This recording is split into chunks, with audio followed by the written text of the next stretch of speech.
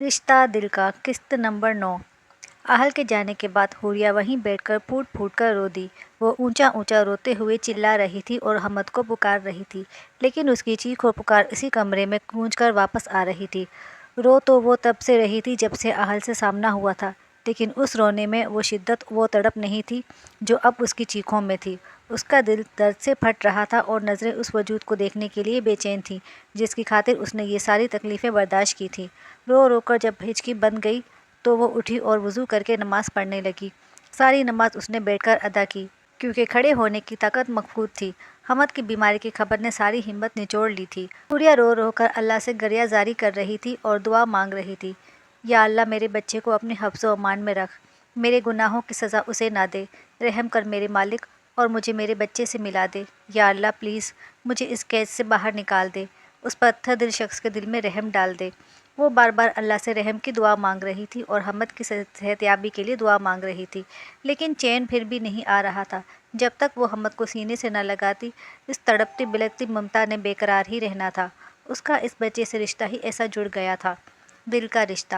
وہ لوگ جن سے دل کے رشتے جڑ جائیں، ان کی تکلیف ایسے ہی تڑپاتی ہے جیسے اس وقت حوریہ تڑپ رہی تھی۔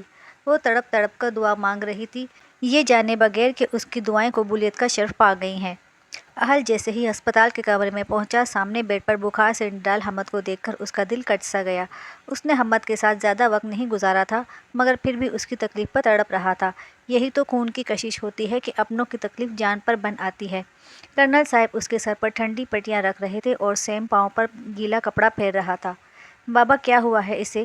کیسے اس کی حالت اتنی خراب ہو گئی؟ کرنل صاحب نے ایک غصے بھری نظر سے اسے دیکھا اور بغیر کچھ کہے واپس حمد کی طرف متوجہ ہو گئے۔ کرنل صاحب کے انداز پر اہل چونکتے ہوئے سیم کی طرف متوجہ ہوا جو ناراضگی سے اسے ہی دیکھ رہا تھا۔ سیم، تم کچھ بولو گے؟ بھیا، حمد بابی کو مس کر رہا ہے اور اسی وجہ سے اسے بخار ہو گیا ہے۔ ڈاکٹر نے کہا ہے کہ حمد کو خوف کی وجہ سے بخار ہو گیا ہے۔ خوف کی وجہ سے؟ کس چیز کا خوف؟ اہل کو صحیح معنوں میں جھٹکا لگا تھا کہ اتنا چھوٹا سا بچہ کس چیز کے خوف اور پریشانی میں مبتلا ہے۔ بھیا، جو بچہ پیدا ہونے کے بعد سے ایک دن بھی ماں سے دور نہ ہوا ہو، اس بچے کو اگر کوئی یہ کہے کہ وہ اپنی ماں سے نہیں ملے گا تو کیا وہ بچہ خوف زدہ نہیں ہوگا؟ سیم نے قدرے روکھے پن سے کہا اور اہل کو ساری بات سمجھ آ گئی۔ وہ جو تھوڑی دیر پہلے حمد کی بیماری کا قصوروار حوریہ کو ٹھہرا رہا تھا، اس لمحے سب کی نظروں میں خود کو ذمہ دار پا رہا تھا۔ سیم، اسے کہہ دو کہ جیسے یہ میری بیٹی کو گھر سے لے گیا ہے ویسے ہی اسے ابھی اور اسی وقت واپس لے آئے، ورنہ مجھے دوبارہ منہ دکھانے کی ضرورت نہیں ہے۔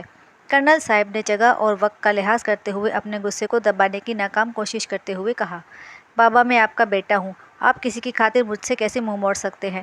اہل نے صدمے سے کہا، وہ کوئی غیر نہیں ہے، وہ میری بیٹی، میرے گھر کی عزت اور میرے وارث کی ماں ہے، اور مجھے بالکل ویسے ہی عزیز ہے جیسے کہ میری سگی اولاد۔ میں یہ نہیں پوچھوں گا کہ اس کا کیا قصور تھا جو تم اسے راتوں رات کہیں چھوڑ آئے۔ مجھے اس پر پورا یقین ہے کہ وہ بچی کچھ غلط نہیں کر سکتی، اس لیے میں تمہیں آخری وارننگ دے رہا ہوں کہ آج رات سے پہلے وہ مجھے یہاں چاہیے۔ بھیا پلیز بابی کو لے آئیں، حمد کی خاطر، ہم سب کی خاطر، ہم ان کے بغیر نہیں رہ سکتے۔ حمد کی حالت تو آپ دیکھ ہی رہے ہیں۔ سیم نے اپنی ناراضگی ایک طرف رکھ کر اہل سے درخواست کرتے ہوئے کہا۔ تبھی حمد بے ہوشی میں رونے لگا اور مما مما پکارنے لگا۔ جیسے ہی اس کے بخار کی شدت میں کچھ کمی آتی، وہ رو رو کر پھر سے اپنی حالت خراب کر لیتا۔ اس کی حالت کو دیکھتے ہوئے کچھ سوچ کر اہل اسپتال سے باہر آ گیا۔ اہل ایک بار پھر انتہائی بے بسی اور غصے کی حالت میں حوریہ کے پاس آیا۔ اسے دیکھتے ہی حوریہ اپنی جگہ سے اٹھی اور تیزی سے اس کے پاس گئی اور کہنے لگی، حمد کیسا ہے؟ کیا ہوا ہے اسے؟ پلیز مجھے اس کے پاس لے جائیں۔ حوریہ نے اہل کے آگے ہاتھ جوڑتے ہوئے کہا۔ اہل نے اس کے بندھے ہاتھوں کو پکڑا اور قدرے ضبط سے کہا، میں تمہیں اسی کے پاس تو لے جانے آیا ہوں، وہ روتے ہوئے تمہیں پکار رہا ہے۔ ہائے میرا بچہ! اہل کی بات سن کر حوریہ کے ہونٹ ہلے۔ آواز تو اچانک سے اس کی گرفت سخت ہونے کی وجہ سے گلے میں ہی کہیں دب گئی۔ اہل کے تیور دیکھ کر حوریہ کو خطرے کی گھنٹیاں بجتی سنائی دیں، لیکن تمہیں اس سے پہلے مجھ سے نکاح کرنا ہوگا۔ دل ہی دکھاتے ہو جو کبھی مل جاتے ہو۔ اہل کی بات نے حوریہ کو حیرانیوں کے سمندر میں دھکیل دیا۔ وہ کچھ بھی ایکسپیکٹ کر سکتی تھی، لیکن اس انسان کے منہ سے اپنے لیے ایسی پیشکش نہیں۔ اس نے اہل کے ہاتھوں سے اپنے ہاتھ نکالتے ہوئے کہا، یہ آپ کیا کہہ رہے ہیں؟ ایسا نہیں ہو سکتا، میں یہ نہیں کر سکتی، آپ سے نکاح بالکل بھی نہیں۔ کیوں؟ مجھ سے نکاح کیوں نہیں کر سکتی؟ آج تک تو بغیر نکاح کے میری بیوی بن کر رہ رہی تھی، اور اب نکاح کر کے بیوی بننے میں کیا تکلیف ہے؟ نہیں، کبھی نہیں، مجھے نہیں بننا آپ کی بیوی۔ I just hate you. Hooria کے انکار نے اہل کو بری طرح سلگایا۔ اسے شدید حدت کا احساس ہوا۔ میں بھی تمہارے عشق میں پاگل ہو کر نکاح کا پیغام نہیں دے رہا، بلکہ اپنے بیٹے کی خاطر مجبور ہو کر یہ نکاح کر رہا ہوں۔ اسے تمہاری ضرورت ہے اور میں تمہیں ایسے یہاں سے باہر نہیں نکال سکتا۔ کیوں نہیں لے جا سکتے آپ؟ پہلے بھی تو میں ادھر رہتی رہی ہوں۔ پہلے کسی کو تمہاری سچائی بھی تو پتہ نہیں تھی۔ میں اب تم پر اعتبار نہیں کر سکتا۔ میں تمہیں یہاں سے باہر لے جاؤں اور تم اپنے ساتھیوں سے رابطہ کر لو۔ اقرار جرم تو کیا نہیں تم نے، اور یہاں سے باہر جانے کے بعد میں تمہیں روک بھی نہیں سکتا اور نہ ہی تمہیں مجھے نقصان پہنچانے کے لیے کھلا چھوڑ سکتا ہوں۔ واحد نکاح ہی ایسا ذریعہ ہے جس سے میں تمہیں اپنا پابند کر سکتا ہوں تاکہ تم اپنے ساتھیوں سے مل نہ سکو۔ دیکھیے، میرے کوئی ساتھی نہیں ہے، میں کسی سے کچھ نہیں کہوں گی۔ پلیز مجھے حمد کے پاس لے جائیں، اسے میری ضرورت ہے۔ حوریہ نے ایک بار پھر اہل کو اعتبار دلانے کی کوشش کی۔ میں کوئی رسک نہیں لینا چاہتا، میری فیملی کی عزت اور زندگی کا معاملہ ہے۔ تم نے انہیں بیچ میں لا کر بہت بڑی غلطی کی ہے۔ کیوں انسانیت پر یقین اٹھ گیا ہے آپ کا؟ کیوں میری آنکھوں میں سچائی نہیں دکھائی دیتی آپ کو؟ یہ بے اعتباری بھی تمہاری جیسی کسی عورت کی سونپی ہوئی ہے۔ اہل کے لہجے میں کسی بے وفا کے دیے دھوکے کا دکھ بول رہا تھا۔ اس کے انجیل چہرے پر ہائے وہ زبور آنکھیں۔ اہل نے حوریہ کی آنکھوں پر اپنے ہاتھ کا انگوٹھا پھیرتے ہوئے انتہائی سختی سے کہا، اور یہ آنکھیں، یہ تو جادو کر دیتی ہیں، جھوٹ بولتی ہیں یہ آنکھیں۔ عرصہ ہو گیا میجر اہل رضا نے ان سے کلام کرنا چھوڑ دیا۔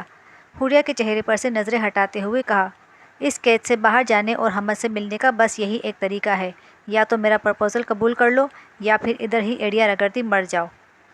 اور بس یہی ممتا کے ہاتھوں مجبور ہو کر اس نے ہار مان لی، اپنے بیٹے سے ملنے اور اس کی زندگی کی خاطر خود کو قربان کر دیا۔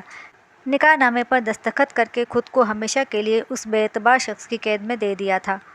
اتنا تو اسے پتا تھا کہ اس بے اعتبار سنگ دل کے ساتھ زندگی بہت مشکل گزرے گی، لیکن اپنے بیٹے کی خاطر وہ سب تکلیفیں اٹھانے کو تیار تھی۔ گاڑی جانے پہچانے راستوں پر دوڑ رہی تھی اور اندر بیٹھے دونوں نفوس ایک دم خاموش تھے، اپنی سوچوں میں الجھے ہوئے تھے۔ دونوں کی زندگی میں ناپسندیدہ اور غیر متوقع پڑاؤ آیا تھا جسے قبول کرنے پر دونوں مجبور تھے، اور وہ مجبوری حمد تھا۔ اہل حوریہ کو ہسپتال لے جانے کی بجائے سیدھا گھر لے آیا۔ پورچ میں گاڑی کھڑی کرتے ہوئے کہا، 5 منٹ ہیں تمہارے پاس، جلدی سے جاؤ اور اپنا حولیہ ٹھیک کر کے آؤ، ہمیں ابھی اسپتال جانا ہے۔ حوریہ کو تیار ہونے کا کہہ کر خود موبائل پر مصروف ہو گیا۔ حوریہ نے فوراً حکم کی تعمیل کی اور جلدی جلدی منہ دھو کر کپڑے بدل کر آ گئی، لیکن پھر بھی اس کے چہرے پر گزری قیامت کے آثار سب تھے۔ بے تحاشا رونے کی وجہ سے اس کی آنکھیں سوج چکی تھیں اور ناک سرخ ہو چکی تھی۔ گاڑی اب اسپتال کے راستوں پر دوڑ رہی تھی۔ حمد سے ملنے کی خوشی اور اس کی بیماری کی تکلیف نے اسے اپنے سارے درد بھلا دیے تھے۔ یاد تھا تو بس اتنا کہ وہ اب اپنے بیٹے کو دیکھ سکے گی، اسے پیار کر سکے گی، وہ بس اتنے میں ہی خوش تھی۔ زندگی سے زیادہ کی خواہش تو کبھی اس نے کی ہی نہیں تھی۔ لیکن زندگی کب ہماری خواہشات کی تابع ہے؟ وہ تو ہمیں وہی عطا کرتی ہے جو ہماری تقدیر میں لکھا ہوتا ہے۔